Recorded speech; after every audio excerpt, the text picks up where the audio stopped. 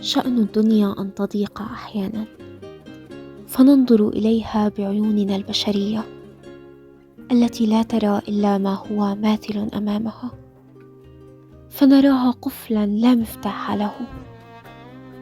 ولكن لو نظرنا إليها بعيون الإيمان لعرفنا أن الضيق مؤذن بالفرج، وأن الهموم إذا تكاثرت أوشكت أن تتساقط كلها.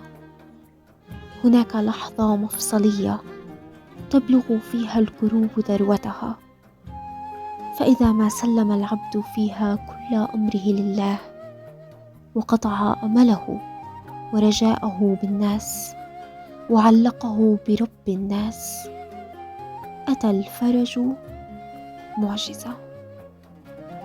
من كتاب إلى المنكسرة قلوبهم.